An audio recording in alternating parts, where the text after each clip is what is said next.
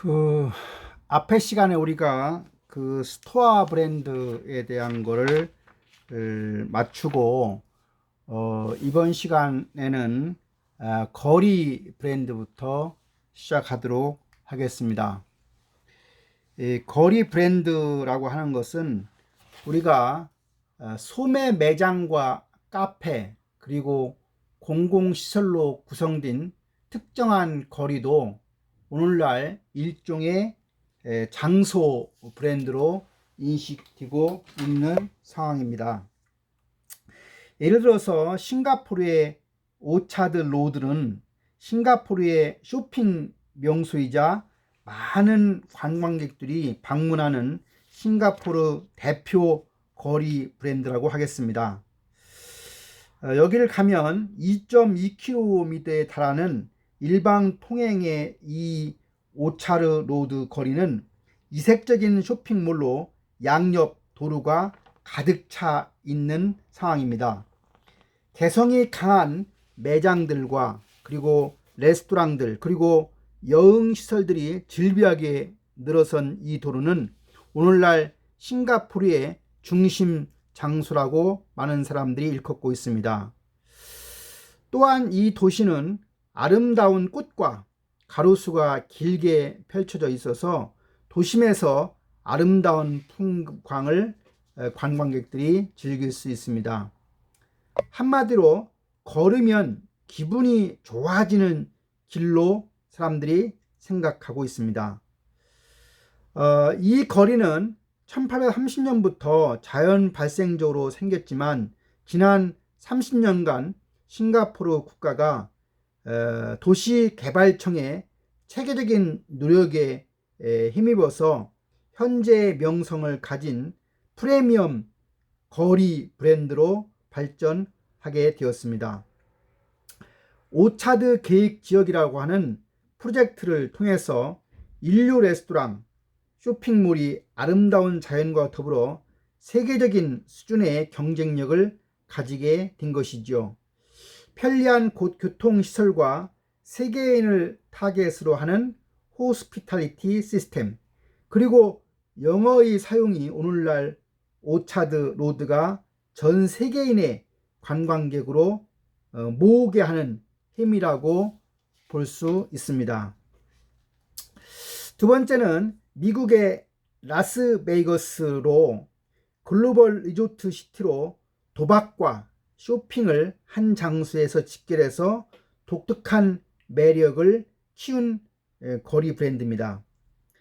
라스베이거스 거리는 약 6km에 걸쳐 있고 전 세계에서 가장 큰 25개 호텔 중에 19개가 이 거리에 집결되어 있습니다.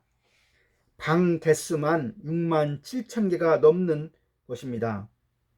감각적인 도시 풍경, 모던한 호텔과 스카이라인, 그리고 세계 초일류 레스토랑들이 라스베가스 거리를 세계적인 거리 브랜드를 만드는 요소라 할 수 있습니다. 오늘날 한국에서도 청계천 거리가 도심거리 리브랜딩 성공 사례로 세계적인 벤치마킹이 되고 있습니다. 2005년도에 도심 재개발 공사를 거쳐 난개발된 공구 거리에서 청정 역사 거리로 재탄생한 청계천은 도시 재개발과 역사적 객천의 아름다움이라고 하는 두 가지 미덕을 동시에 달성시켜서 친환경적인 도심 재개발의 대표적인 성공 케이스를 이명박 대통령이 만들었던 것입니다. 그러나 세계 초일류 거리 브랜드인 오차드 거리나 라스베가스 거리와 비교해 볼 때 영어 사용 문제 또 주차 문제를 포함한 접근성 면에서 큰 갭이 있는 것은 사실입니다. 이러한 문제점만 개선된다고 하면 다양한 호스피탈리티 시설과 서비스를 만들어 첨가시킨다고 하면 청계천 거리가 얼마든지 글로벌 경쟁력을 가진 프리미엄 거리 브랜드로 성장할 것으로 보입니다. 21세기 소비자는 많이 이동하며 정보를 실시간으로 공유하면서 새롭고 즐거운 공간을 체험하고 싶어 합니다. 오늘날 이 같은 소비자들의 요구에 부응해서 특별한 체험을 제공하는 상업지역과 사업거리가 브랜드화되고 있으며, 이 같은 거리 명소화 또는 브랜드화는 향후 가속화될 것으로 예상됩니다. 최근 서울의 신사동 가로수길, 홍대 앞 카페 거리가 자생적으로 발전하면서 갤러리, 패션, 일식의 복합 문화 공간으로 떠오르고 있는 상황입니다. 이들의 가장 매력적인 거리, 연인과 가장 가고 싶어하는 거리, 걸으면 행복해지는 거리의 대표 사례라고 할 수가 있습니다. 다음은 관광 도시 브랜드입니다. 관광 브랜드는 하나의 지역이 관광 목적지화되고 있는 시대적 추이와 더불어서 세계화와 지방화라고 하는 거대한 메가 트렌드가 동시에 작용하는 것으로 볼 수 있습니다. 세계화는 다른 지역을 더 많이 돌아다니고 세상에서 어떤 일이 벌어지는지 과거보다 실시간으로 더 많이 알게 되는 트렌드이며, 이러한 트렌드의 반작용이기도 하고 자기 정체성을 확인하는 지방화라는 개념도 있습니다. 최근에 지방자치단체가 활성화되면서 지방 나름대로 자신들의 정체성을 가지고 지역 축제를 통한 자기 정체성 강화와 관광객이나 투자객 유치를 동시에 하고 있는 것으로 볼 수 있습니다. 이것은 하나의 관광 브랜드로서 장소가 변하고 있음을 보여주는 예가 됩니다. 결국 관광 산업이 세계화되고 있고 주력 산업화되는 등 과거보다 점점 중요해지는 이유가 바로 여기에 있는 것입니다. 박선영이라는 학자와 패트릭이라고 하는 사람은 목적지 브랜딩이라고 하는 개념을 긍정적인 이미지 빌딩을 통해 목적지 아이덴티티를 수립하고 차별화하기 위한 구성 요소들을 선택하는 과정이라고 정의한 바가 있습니다. 목적지 브랜딩에 대한 중요성을 이들은 역설한 바 있는데, 하나의 도시가 타 도시와 차별화되고 브랜드화되기 위해서는 그 도시가 추구하는 핵심 가치를 면밀히 검토해서 이를 기반으로 플레이스 브랜딩 전략을 수립해야 하는 것입니다. 우리나라에서도 2006년 한국관광공사가 세계 관광지 평가 브랜드 지수를 조사한 결과 관광지 평가 요소는 사람과 장소, 문화, 활동, 그리고 경험의 질로 5가지로 나타낸 바 있습니다. 경험의 질의 경우에 체험경제, 익스피리언스 이코노미로 변하면서 관광을 하나의 경험으로 보았을 때 경험의 품질을 말합니다. 앞에 보고 있는 그림 10-1을 살펴보면 미국은 방문 경험의 질이 매우 높은 데 비해서 한국은 매우 낮은 단계의 수치를 보여주고 있습니다. 이 수치는 한국의 국가 브랜드 에쿼티가 아주 미약함을 알 수 있습니다. 그만큼 플레이스 브랜드에 대한 인식도 부족하다는 의미일 겁니다. 전 국민이 우리나라를 하나의 브랜드로 볼 수 있는 시각이 필요한 시점입니다. 이제는 전 세계 주요 도시들을 대상으로 브랜드 평가를 통해서 순위를 평가하는 시대입니다. 이는 도시를 하나의 브랜드로 보는 것입니다. 만약 은퇴를 하고 나서 해외가 아닌 국내에서 은퇴 후의 생활지를 선정한다고 하면 전남 장흥으로 갈 것인지, 강원도 속초로 갈 것인지, 제주도로 갈 것인지를 결정한다고 하면 각각의 도시의 장단점을 분석하고 나서 도시를 하나의 브랜드로 보고 브랜드 가치를 비교할 수 있습니다. 이는 도시 브랜드가 점점 더 중요해지고 있음을 보여주는 것이고, 이제는 도시 경쟁력이 필요한 시점에 우리는 살고 있습니다. 오늘날 세계 대부분의 지역과 도시는 글로벌 목적지로서 도약을 꿈꾸고 정책을 수립하고 홍보하는 데 만전을 기하고 있는 상황입니다. 하지만 수많은 지역과 도시의 슬로건이나 상징물 중 우리의 뇌리에 각인되는 것은 소수에 불과한 실정입니다. 기껏해야 뉴욕시의 I love 뉴욕 슬로건이나 파리의 상징물 에펠탑 정도가 전부일 수 있습니다. 오늘날 같이 지역과 도시가 생존과 발전을 위해서 점점 더 치열한 경쟁을 하고 있는 상황에서 많은 도시, 국가가 보다 효과적으로 장소를 각인시킬 수 있는 장소 브랜딩을 위해 끊임없는 노력을 펼치고 있는 상황입니다. 특히 호스피탈리티 산업의 중요성이 강조되면서 많은 도시 국가들이 정책적으로 장소 브랜딩 캠페인을 수립하여 진행하고 있습니다. 이와 같은 노력은 관광 수입 증가를 비롯하여 국가 브랜드 경쟁력의 향상으로까지 이어져 가시적인 성과를 보이고 있는 상황입니다. 도시 브랜딩에 있어서 도시 정체성과 도시 이미지는 점점 더 중요한 역할을 하고 있습니다. 진정성 있는 브랜딩에는 일반적으로 브랜딩의 두 요소인 아이덴티티와 이미지의 브랜드의 직접 경험에 해당하는 리얼리티가 더해져야 하는 것입니다.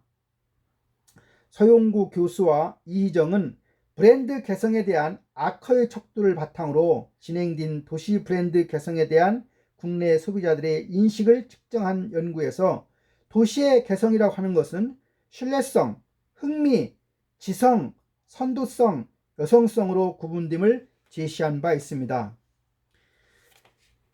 서용구와 이희정의 연구에서 아커가 제시한 브랜드 개성의 5가지 차원 중 활동성은 도시 브랜드 개성으로 적합하지 않은 것으로 나타나는데, 이는 한국적인 것일 수도 있고 장소적인 특성에 기인한 것일 수도 있다는 해석을 할 수 있습니다. 카바라치스와 해치스는 도시 브랜딩이 도시 문화, 도시 정체성, 그리고 도시 이미지가 상호작용할 때 더욱 효과적이라고 하면서 이 3가지 요소는 다음에 4단계를 거치면서 지속적으로 관계를 유지한다고 하였습니다. 첫째, 도시 정체성은 문화적 요소를 표현함으로써 형성된다는 것입니다. 둘째, 표현된 도시 정체성은 다른 이들에게 이미지로 인상을 남긴다는 사실입니다. 셋째는 도시 이미지는 그들의 인상과 기대를 보여줌으로써 도시 정체성을 재탄생시킵니다.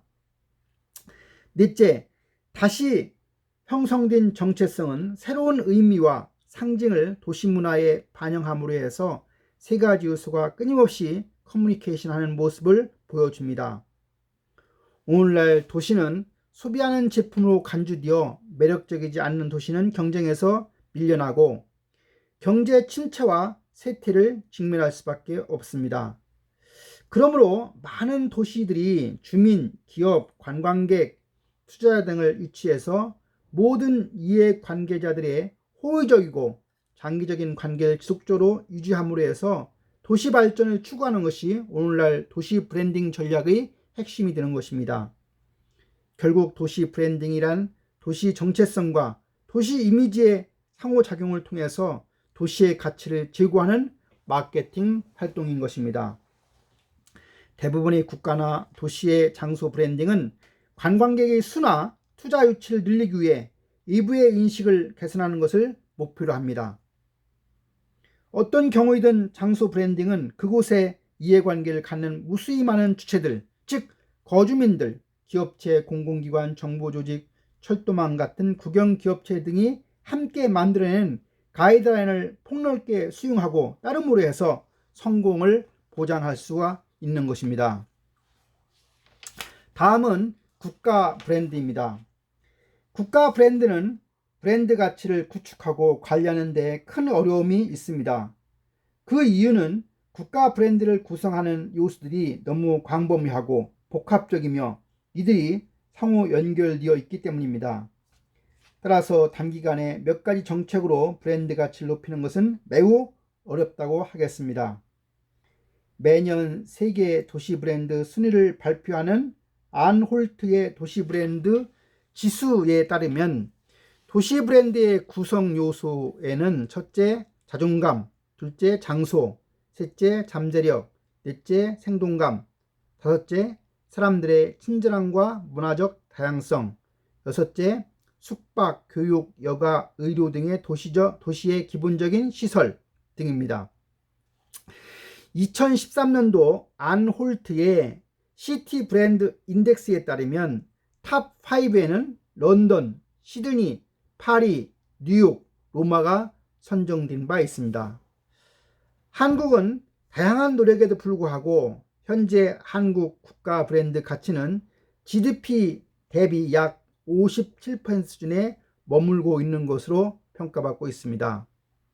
세계 랭킹은 2010년 기준으로 약 30위권 수준이라고 할 수가 있습니다. 한국은 세계 랭킹 1위에 조선과 반도체 산업, 그리고 IT 기술을 보유하고 있는 글로벌 100대 브랜드 중 2개의 기업 브랜드, 삼성과 현대를 보유하고 있는 국가입니다.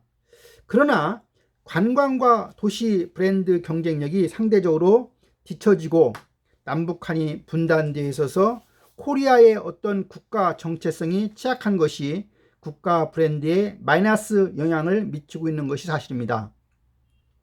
남북 통일이 통제 불가능한 변수라고 생각하면 결국 관광과 도시 브랜드 경쟁력을 향상시켜 국가 브랜드 가치를 높이는 전략을 국가 브랜딩 구축의 큰 방향으로 삼아야 할 것입니다. 호주 옆에 작은 섬나라가 있는데 이것이 바로 뉴질랜드이죠. 뉴질랜드는 호주의 그늘에 가려서 늘 부수적인 지위에 머물고 있는 상황을 타개하고 독자적인 관광 목적지로 성장하기 위해서 1999년에 100% 퓨어 뉴질랜드 캠페인을 전개한 바 있습니다. 뉴질랜드는 이 캠페인을 통해서 뉴질랜드의 남섬과 북섬을 통합해 주며 경험과 풍경이 진정한 100% 순수 뉴질랜드로 의미 부여를 시작하였습니다. 이러한 100% 퓨어 뉴질랜드 캠페인은 2001년부터 2003년에 이루어진 반지의 제왕 제작 및 흥행과 결합하여 진행되었습니다. 반지의 제왕 개봉과 함께 뉴질랜드를 하나의 촬영 세트장으로 묘사하면서 인터넷 국내 언론을 활용하여 PR 작업을 진행한 것입니다. 양방향 웹사이트를 제작하였고 반지의 제왕 촬영지를 미리 탐사해 볼 수 있도록 하였습니다. 영화 개봉 이후에는 실제로 많은 촬영지들이 여행 코스로 개발되어 관광객을 중간계 세계로 안내한 바 있습니다. 그 결과 뉴질랜드의 인바운드 관광객은 95년부터 99년 사이에 150만 명에 머물렀지만 9.19, 9.11 테러 등 국제 관광계 위기 요인이 있었지만 그럼에도 불구하고 2000년부터 매년 꾸준히 증가하여 2005년에는 한 해에 약 250만 명으로 늘어났습니다. 작은 국가, 강한 브랜딩의 또 다른 사례는 스위스 바젤을 예로 들 수 있습니다. 연방 국가인 스위스에는 많은 도시 브랜드들이 존재합니다. 취리히, 제네바, 루체른, 인터라켄, 다보스 등 이들 모두가 스위스에 해당하는 도시들입니다. 이 중 바젤이라고 하는 도시는 서울 면적의 20분의 1에 불과하고 인구는 서울의 50분의 1에 불과한 아트 바젤이라고 하는 별명을 가질 만큼 문화의 예술로 가득한 도시로 명성을 얻게 되었습니다. 이렇게 작은 도시 아트 바젤은 매년 300만 명 이상의 관광객을 불러오고 있는데 그 비밀은 무엇일까요? 그 이유는 아마도 명확한 브랜드 포지셔닝에 있다고 할 수가 있습니다. 바젤이라고 하는 도시가 존재하는 이유, 컨셉은 무엇인가라고 하는 질문에 사빈스 호반스 도시 마케팅 책임자는 바젤의 타겟 고객은 도시 주민과 잠재 이주 주민. 두 번째, 해외 관광객. 세 번째는 투자를 원하는 기업.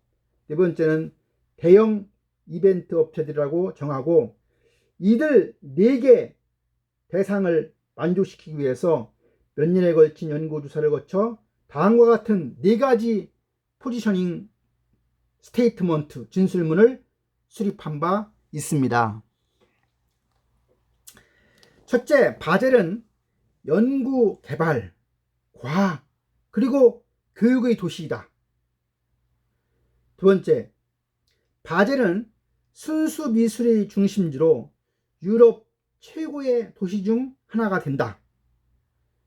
세 번째, 바젤 시민들은 세련된 예절을 즐기며 방문객들과 삶의 질을 공유한다. 네 번째, 바젤은 평균 이상의 경제 성장률과 국제적인 명성을 가진 경제 도시이다.